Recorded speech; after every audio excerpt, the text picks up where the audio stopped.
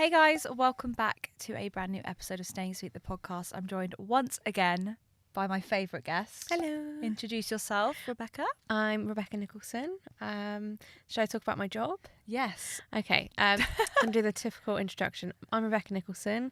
Online, I'm like Becca Nicholson, Rebecca, whatever you want to call me. Just not Becky. I'm not a big fan of Becky. I work in journalism as a lifestyle editor and specialise in lifestyle content. Amazing. And we've had her on the podcast previously, so you will recognise her. But we're back again. Maybe not. I look completely different. No, I feel like you look I wasn't amazing. prepared. This is a very impromptu podcast episode as a duet, because actually I was going to do this as a solo episode, but then we kind of got to talking about it and we quickly realised that actually this would be a good thing to talk about and have a conversation about, rather than me just like talking to you. We're going to be talking about high agency friendships and how to find them, particularly when you're sort of navigating a new area or chapter of your life. So yeah, I personally recently listened to an episode of a podcast with George Mack. I actually found his podcast completely randomly on TikTok. Didn't know who he was, but I really related to what he was saying about high agency friendships and how those like high level friendships do transform your life and impact your life. And he kind of defined like what a high agency friend is. I have not watched this podcast. So from my point of view right now, a high agency friend sounds like someone of a, maybe, is it a higher caliber or what is it? So in some ways, I guess it depends how you define high agency and like what those key criteria are for you and like where you are in your life. I can see why you would like think that or consider that as a thing. But to him, he kind of defined it as someone who is an energetic match to you and someone who will encourage you and want to see you like thrive, win, do X, Y, Z in your life, like somebody who has that get up and go. So to me, high agency is like high energy. That's how I perceive it. It's kind of like us together. Definitely. Yeah. A big chaotic mess, but in like the best, but in the good way, because we're just the most supportive friends for each other, and like we're just, you know, you got to do what you got to do, and we're going to find a way to get there. Definitely. I think when you have those friendships where it's just like, right, okay, you want to do this thing, let's figure out the steps to get there. Those are the people in your life that like will be there at the finishing line of life and like will kind of see you at the end of the goal, but they also saw you right at the beginning when it was just an idea or you were just thinking, you know, I want to do this or I want to do that. So tell me, like, how has your experience been finding high agency friendships in your 20s? Oh, I've had major problems trying to find friends in my 20s. To be honest, my whole life I've struggled with friends, and it used to be a really big insecurity of mine, was because I used to think, what's wrong with me? Why am I struggling to find friends that were on the same kind of wavelength as me? I would keep friends for maybe a few years and then it wouldn't work out, and it was always because I feel like we were, how can I say it, like we were always compromising with each other. We weren't on the same playing field, or we just had completely different morals and values, so it always made it a bit difficult to keep friends. But in my 20s it just got even harder, because in high school you're around people all the time and you make friends just naturally. In university you're surrounded by people and you make friends, but when you're in your 20s, where can you meet new friends? It's true. It's not until you get out and like actually have the kind of mental like belief in yourself that I'm going to search for friends that you do find them. And I think you have to be like not looking for them, but you have to be like aware of, okay, I need or I want friends in my life. I wasn't going otherwise anywhere. You close it off, I think. Yeah, I wasn't going anywhere to make new friends, and I think that's where my problem was is that I was holding on to friendships that I wasn't helping me mentally, just because they were friends, and I wasn't going anywhere new to make new friends. It was actually really difficult to find friends, and I even remember searching online like places to meet girls in their 20s, and no one does that, like, unless you go to work. And my mum always said to me, when you go to work you'll find your friends, and I was like, I was at work, and then all of a sudden the pandemic hit and I'm working from home. I'm now stuck in my flat 24/7, and I can't make new friends. So I used to go to the coffee shop every day and like make friends with the baristas and stuff. And it wasn't until I let my anxiety go, and I thought, I've got to stop like letting the anxiety take over my life. I've got to put myself out there. And I started saying yes to press events, yes to going out. And if I saw someone like I thought I'd be friends with in a bar or restaurant, I would go up and say something to them, or follow me on Instagram, and just start chatting. Or even old friends that I stopped speaking to that I really loved, or people that at school that I thought, we would get along really well, we just weren't in the same groups. I just started messaging them. And it's embarrassing if they don't respond, but what have you got to lose? You just put yourself out there. Putting yourself out there. It's a bit like dating, really. And I think it is. It's scarier, actually. Definitely, because there is that pressure, I think, in your 20s that you need to have all these people in your life. And it's interesting because I feel like we're kind of in that new chapter for both of ourselves, and we're kind of navigating that next journey together.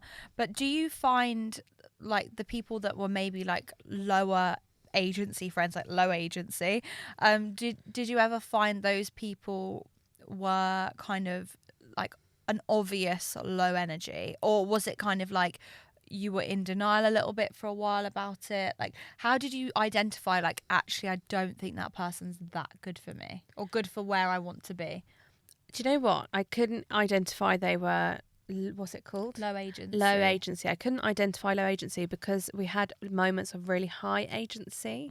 But it wasn't until, I don't know, it's just, I think there's a turning point. There's only so much that you can let someone treat you a certain way, and you give them the benefit of the doubt over and over again. And you can't keep on doing that to yourself just because they're your friend. At the end of it, you can be honest with them, and if they're not going to take it like what you're saying into account, it's like a relationship. If you're having an argument with your boyfriend or with your girlfriend and you speak to them and you say, that really affected me, that I don't like the way you spoke to me there, or that upset me, or I don't feel comfortable doing that, and they don't take that into account, then you wouldn't stay in a relationship, or you would hopefully not stay in a relationship if that was happening. So why would you keep that in a friendship? And I always said to people like, I am the type of person to cut friends off.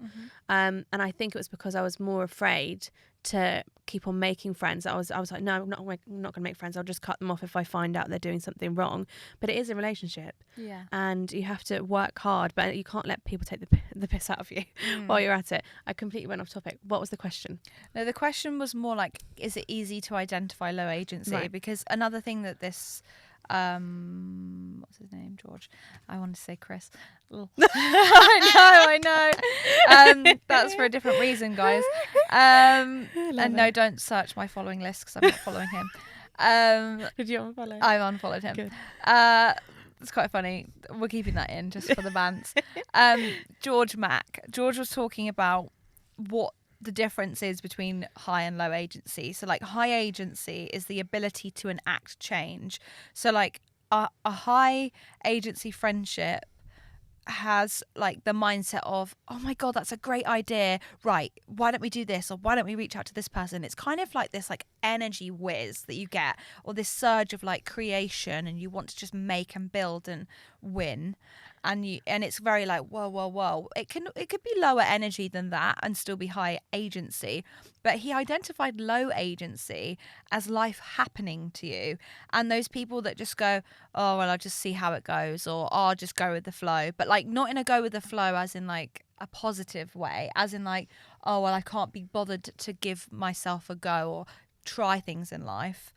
When has low agency kind of come up in your personality maybe, or like have you ever identified it in you that you've been like, I need to snap out of this? Yeah, 100%. Yeah. And I think I've told you about this off the podcast as well, but when you surround yourself with low agency friends, you become low agency.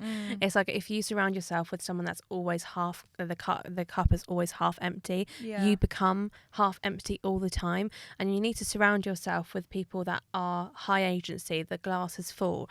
Otherwise, you're always going to be negative because you're surrounded by negativity. I was surrounded by friends who were just quite negative or was low agency. Low agency, yeah. Low agency, and I was low agency, and I was that friend that I would cancel plans, I would be like, oh, I don't want to leave the house. But my anxiety played into it. And I actually found that surrounding myself by those friends, my anxiety was a million times worse because I ended up not wanting to leave the house because of it.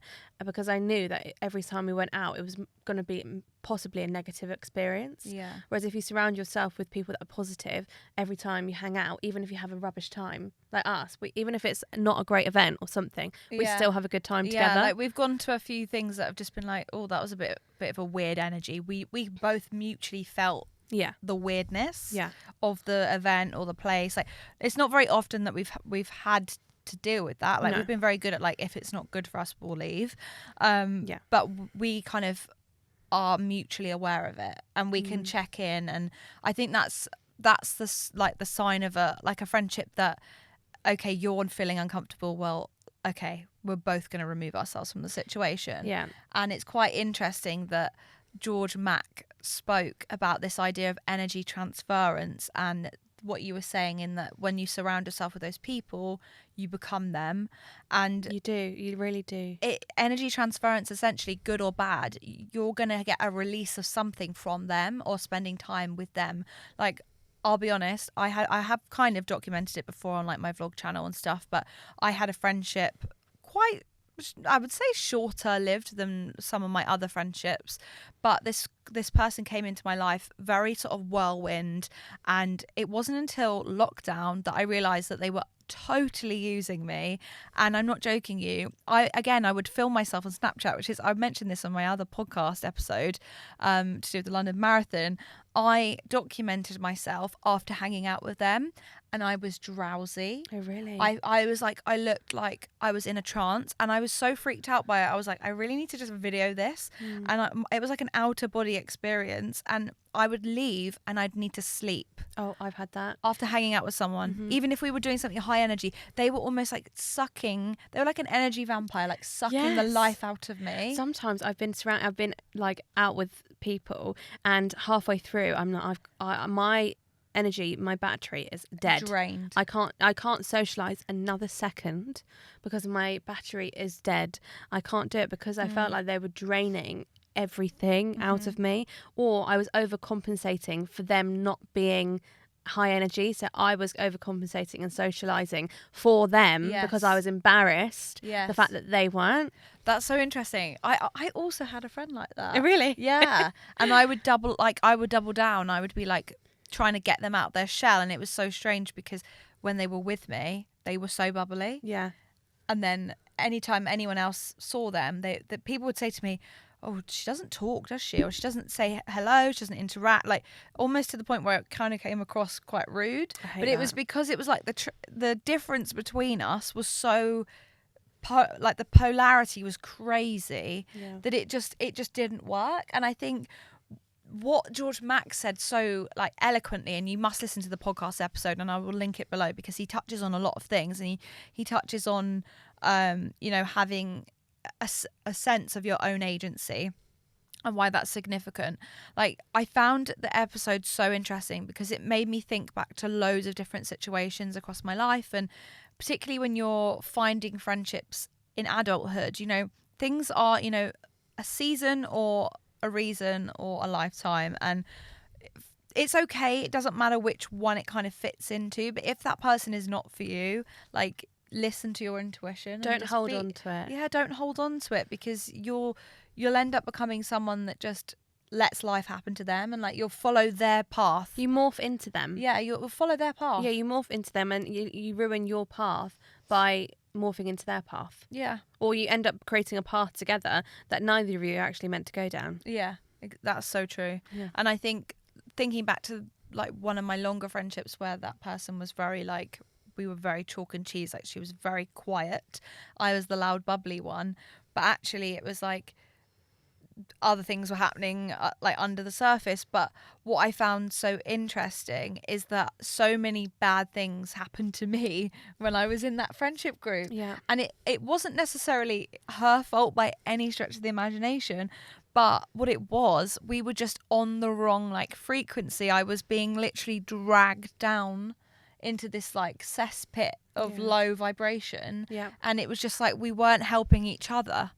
And then because I it think was a long-term friend. Yeah, literally. And then I think sometimes when new people come in, because you're together, they look at you in that way, and you're not actually like that. Yeah. And they see you through a light that you're not actually anything like that, and you ruin a possible friendship by 100%. Because I remember being in a friendship years and years ago, and this friend, I don't want to go. It's pretty obvious. It's hard. It's obvious because if this person listens, they're going to know exactly what I'm talking about. It's hard to talk about friendships when anyone could be listening or watching. Yeah. I'm just going to go into it. So fair enough. I was in school, and we were in this big group of friends. We've been with this group of friends from year 7. It was year 11. I don't think we had any issues. I think people sometimes take me as sometimes Marmite. They either really like me or they really don't like me, and I've always struggled to understand why. Especially it's so funny you say the Marmite thing. Really? Because there was someone that called me Marmite. Really? Yeah. So we'll just be Marmites. You'll be Marmites. This podcast is sponsored by Marmite. Can you imagine? That'd be great. I love Marmite. So do I. Yeah. So I always struggled to understand why people saw me like Marmite, because I always thought, I'm just friendly to everyone. Yeah. Sorry guys, the mic's moved. I moved it because my hands are moving all over the place. So I was in this friendship in school. We've been friends from year 7 to year 11. There had never been any major problems. We were all like besties, and we'd walk to school together and everything. It wasn't until boys started getting involved in the groups that things started to go a bit downhill. I remember I was just being one of my friends. We were really, really close. She got a boyfriend, and he was from outside of the school, and we went to this big event all together, and he was there first time meeting, and I was just so happy for my friend, and I was being so friendly to this boy because I was so happy for her. But jealousy had never been a problem before in any of our friendships, but as soon as the boys got involved, the whole dynamic changed, and she thought I was flirting. And I was definitely not flirting. Number one, that goes against all my morals. I just would never be able to flirt with especially my friend's boyfriend. I just could it's not me personally, especially because I knew how much he liked him. I just couldn't do it. So number one, I wasn't that. Number two, he wasn't my type, so why would I? And no, so he was. Do you know what? He wasn't unattractive. He was cute, but he was very different to what my type was. Yeah. But she thought I was flirting, and then the whole group turned against me. And we had this thing where we were going to plan one event each. That there was a big group of us, one event each for the summer, and that means we had all our year 11 summer was going to be spending all together doing something different every week. I mean, that's a really good idea. Yeah, it was really fun. But I didn't get to go to any of it because they made a group chat without me. No. Yeah, they made a group chat without me, and then went off all. School is mean. Yeah. Why is school so mean? Yeah, they went off all without me, and then one of the friends messaged me privately, and she said, "Actually, I don't tell them that I've messaged you, but we're all here right now, and I actually feel really bad." And I was like in tears. No. And then, oh gosh, it's so awful. Yeah, and then ended up, we were supposed to go all to Alton Towers together. I remember one of them coming to the door, and my mum was like, she doesn't want to speak to you guys, can just give the money back for her part of the trip. She doesn't want to go anymore. And then we had to go Reading Festival together. Oh my god! So I had to let that, because that was a few £100. I was like, I'm not missing Arctic Monkeys. You know, I wasn't missing Arctic Monkeys. I wouldn't miss Arctic Monkeys for the world. I would be like, look, I'm going to go off on my own. Yeah. So I ended up going to Reading Festival, and after that didn't really speak again. So that same friend actually asked to meet up with me a year later, and it was out of the blue that she messaged me. So I was really, really confused. Like, why are you messaging me? Like, I'm at a different school now. I was sixth form. We haven't spoken, and you've pretty much outs me from my best friends of 5 years, without me doing actually anything wrong at all. And she ended up admitting and apologising to me. Wow. Yeah. How did that feel? Because obviously, was it like an awareness of being like low agency? And she was like, do you know what? She didn't feel like a low agency friend, and that's why I think I was more shocked by it, because we didn't feel low agency at all. Yes. And we got along so well, especially in school. And she ended up saying, "I'm sorry, I was jealous. I thought you liked him," and I was like, "Definitely, that was not my intention. Wow. I was just being friendly." Yeah. I've had this a few times, and with even luckily my boyfriend is very understanding. When I speak to his friends and stuff, I'm just really friendly. Yeah. And some people, if they're not used to people being friendly with them, they misunderstand it as flirting, and I'm not flirting.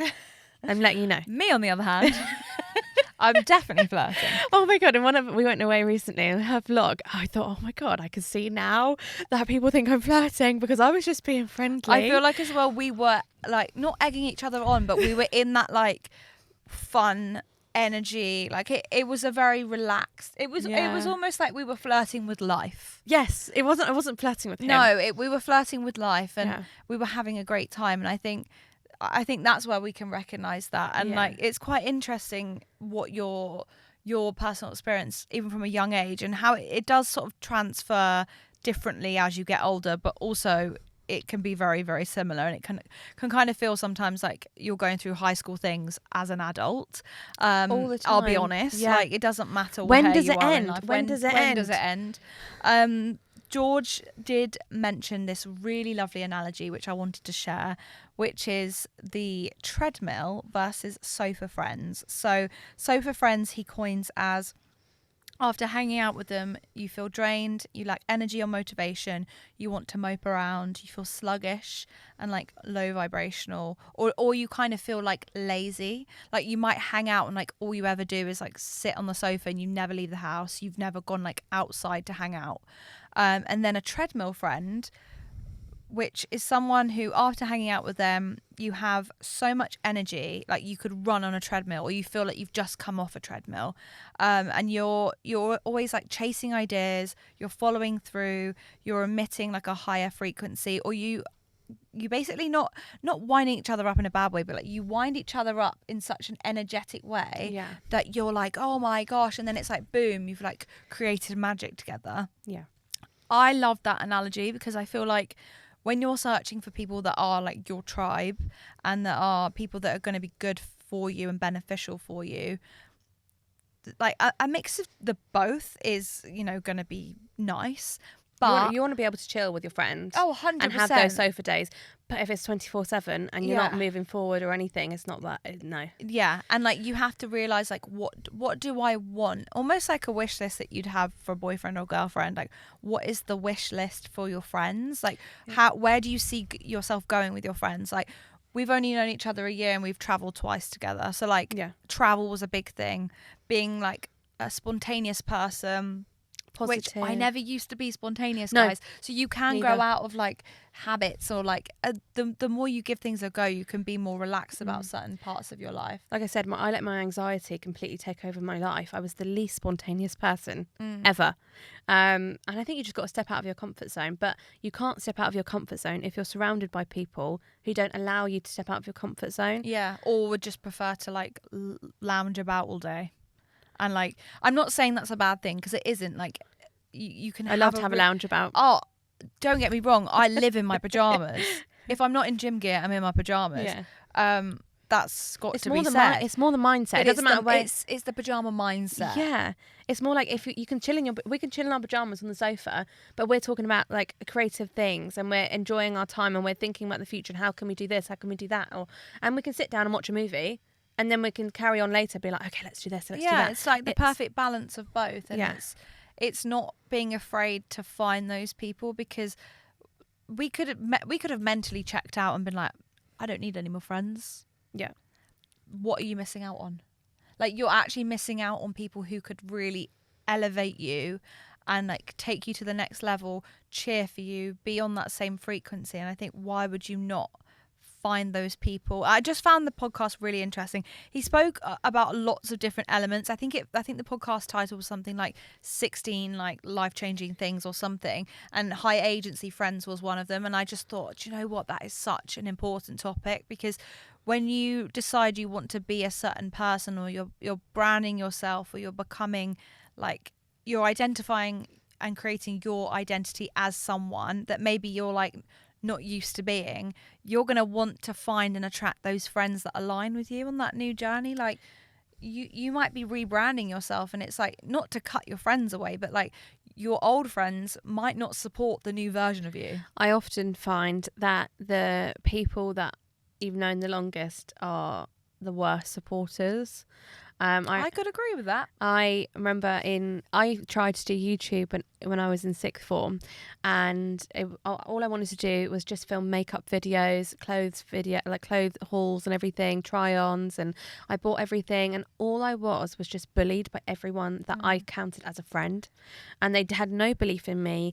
They made me feel rubbish, and I ended up to the point where I didn't do it anymore. I just stopped. And why did I allow them to stop my path from moving forward because of their negativity? Why did I allow myself to be around people that didn't support me? If that's my dream, even if you think it's unattainable, who cares? You got to try and support me in the best way so it isn't unattainable anymore.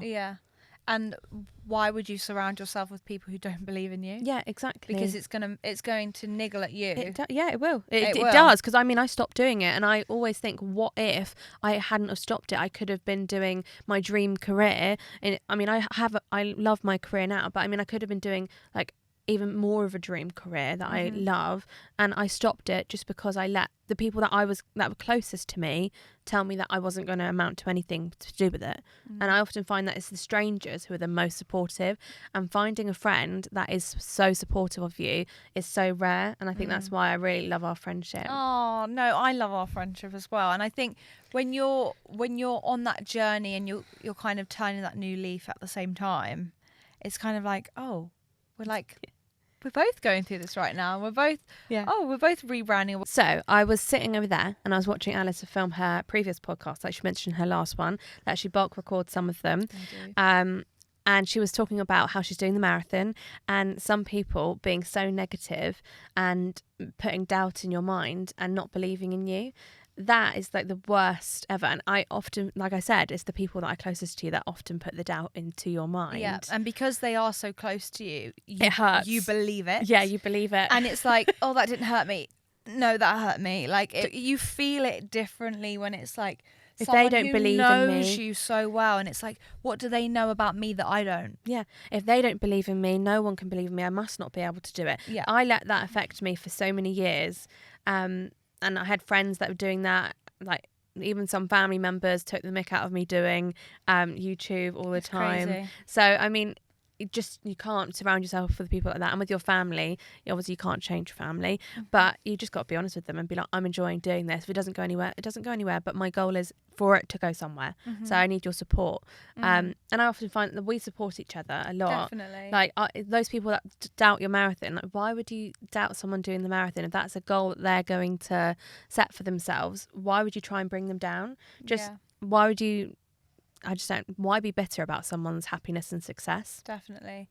I also I don't want to bring gender into it, but sometimes I do think, I wonder what it would be like. Like I've literally been on such a Taylor Swift train lately. But The Man, I played it the other day when I was about to go for a run. Yeah. And that song is so true. It's like, I wonder if I'd get there quicker if I was a man. Like, would you believe in me? Would you would the outcome be different? Like, if you were a man and you posted on your Instagram story and you had a nice little following and you said, I'm going to do the marathon, would there be anyone saying, oh, you can't do that? No, it'd be like, yeah, go bro. Or you smash it, dude. And don't get me wrong, I had tons of support. But I don't think the people that kind of niggled or said little niggly things would have said it if, I don't know, I always question it. Okay. I just don't understand why anyone would but ridicule you could say someone. That for anything. Yeah, but why would what you're doing with YouTube and wanting to pursue that? Like, why do you need to say, like, the old adage? If you can't say anything nice, don't say anything at all.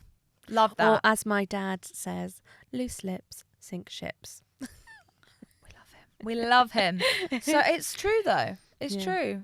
Like you can lose those friendships. Yeah. And I think honesty is important. Communication is important. Yes, but support, and like caring for someone in that chapter of their life. I'm gonna ask you one final question to close the episode. We can go on for hours talking about friends. We so could. If you were somebody who is listening maybe today and is thinking, I really want to find like new friends, or I really want to find people that I know are high agency who will have that get up and go, like, where can they find them? So, like I said, I struggled to find friends because I was surrounding myself with friends that brought down my energy, and I wasn't leaving the house. We were just chilling all the time. We might go to the coffee shop and back to the house. That was the max we ever did, which is great. You can do that with your friends, as long, like I said, it's all about the mentality.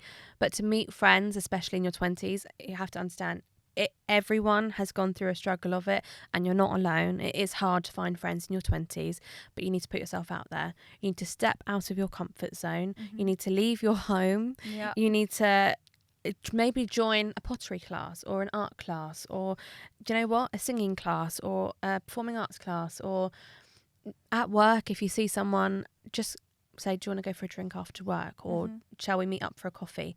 Just put it out there, and if they say no, they said no, they're not for you. Yeah. I do think this as well with social media, like the beauty of connecting with people and finding a common interest. So like finding something that you like, and then maybe seeing like other people that are engaging and interacting with that content, like maybe give them a follow. Or like they might have commented with passion on someone's post, and you could be like, oh, I love that podcast as well, or I listen to that person, or I love following that person's fashion sense, like I watch their YouTube hauls all the time. Like that's how you kind of develop a friendship. Music, gigs, that is where a lot of people make friends. Those types of environments where it's like a band. Music is really like rooted in community.